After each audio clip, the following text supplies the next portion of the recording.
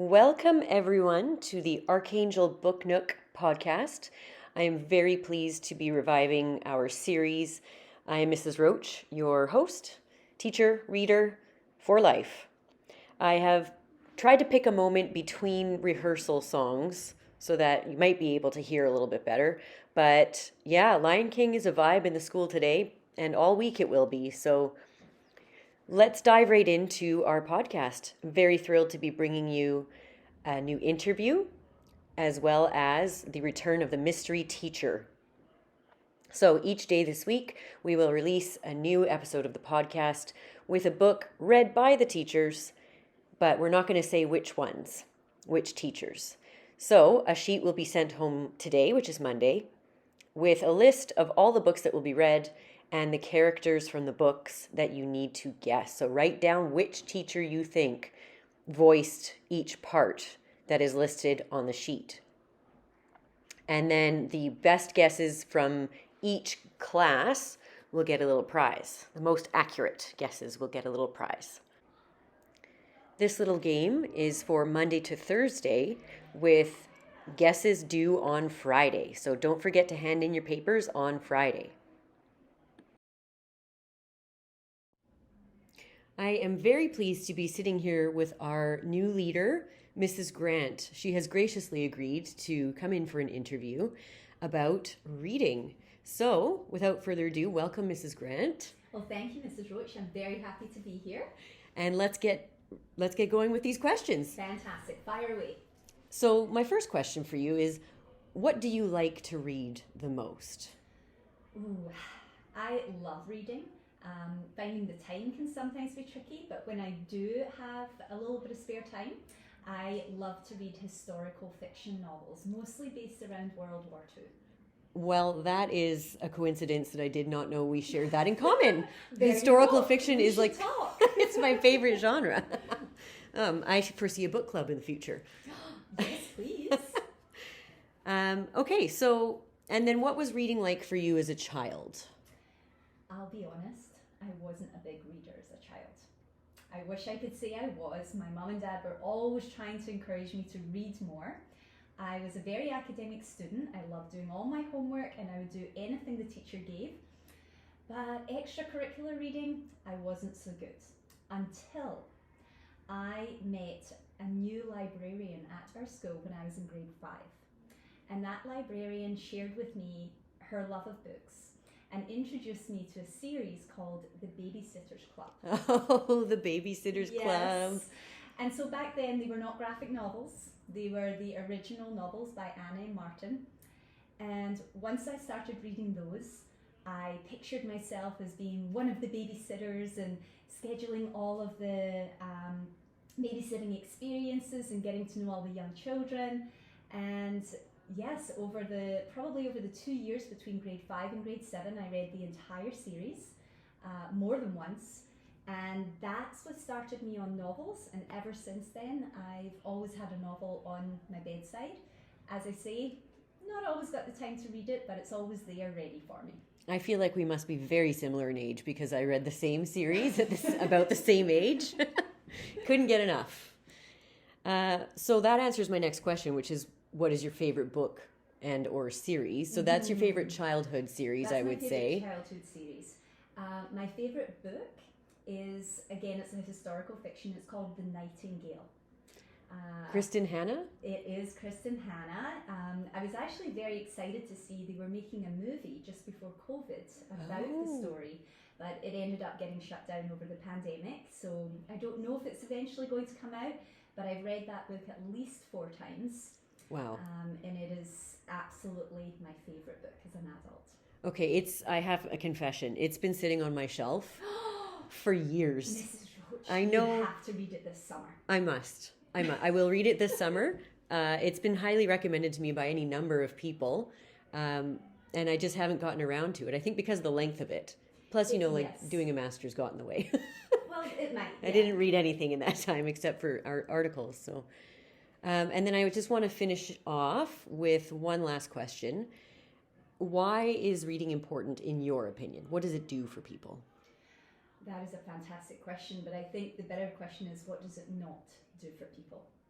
It opens up our eyes to the world around us. It allows us to see different perspectives. It develops our vocabulary and it helps us grow as a person. It really does everything. Well, I don't know how we're going to follow this up with my next interview because you've pretty much covered everything right there. Well, thank you, Mrs. Roach. It was a pleasure to join you in the Archangel Book Nook. Thank you for joining me. Appreciate it very much. Have a wonderful day. You too. Bye-bye. That has been Mrs. Grant. Thanks once again for finding the time to sit down with me for a few minutes and entertain our whole school community with your thoughts. Now, I'm thrilled to introduce our first book. This book is a little bit unlike other books, and I think you'll find out why pretty quickly when I share the title with you, which is The Book with No Pictures. It looks like it should be a picture book, but there aren't any in there. Let's get started and find out what this book is like. It's written by B.J. Novak, and it is pretty fantastic. So we'll get started.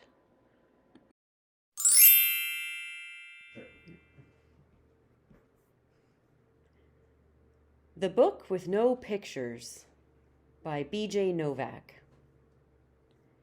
This is a book with no pictures. It might seem like no fun to have someone read you a book with no pictures.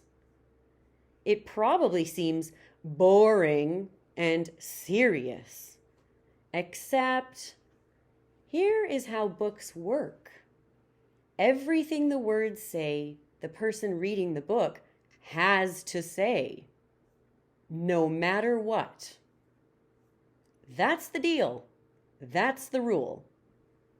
So that means even if the words say...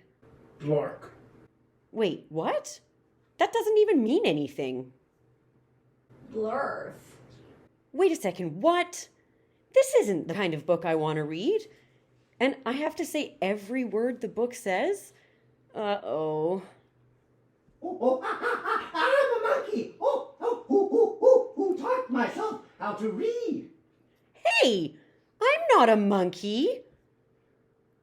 Yes, I'm a monkey. Also, I am a robot monkey. What? And my head is made of blueberry pizza. Wait a second. Is this whole book a trick? Can I stop reading, please? No? And now it's time for me to sing you my favorite song. A song? Do I really have to sing a... Glug, glug, glug, my face is a bug. I eat ants for breakfast right off the rug. What? This book is ridiculous. Can I stop reading yet? No? There are more pages? I have to read the rest? My only friend in the whole wide world is a hippo named Boo Boo Butt. Boo Boo Butt! And also, the kid I'm reading this book is the best kid ever in the history of the entire world. And this kid is the smartest kid too, because this kid chose this book even though it had no pictures. Because kids know this is the book that makes grown-ups have to say silly things and make silly sounds like, Oh no, here it comes.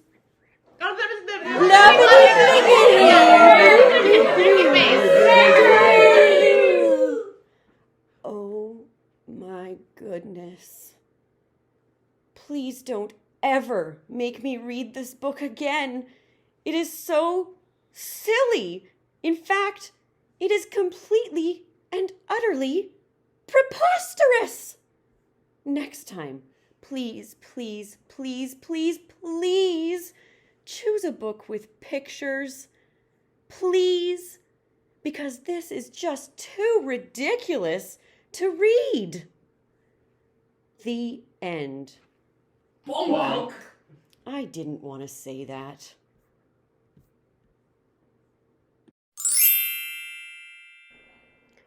This has been The Book with No Pictures by BJ Novak. I feel so bad for the poor teacher who had to read that in all those ridiculous voices. I mean, it did come with a warning on the back. This book looks completely serious, but it is actually completely ridiculous. If a kid is trying to make you read this book, the kid is playing a trick on you. You'll end up saying silly things and making everybody laugh and laugh. Don't say I didn't warn you. That poor teacher, if only she had read the warning before she read the book. Thank you for joining me for this episode of the Archangel Book Nook podcast. It is the first of 5 this week, 4 of which are part of the mystery teacher guessing game. Check your backpack for your form and hand in your guesses on Friday.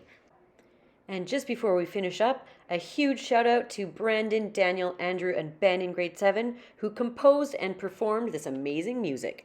Thank you, boys. You sound awesome.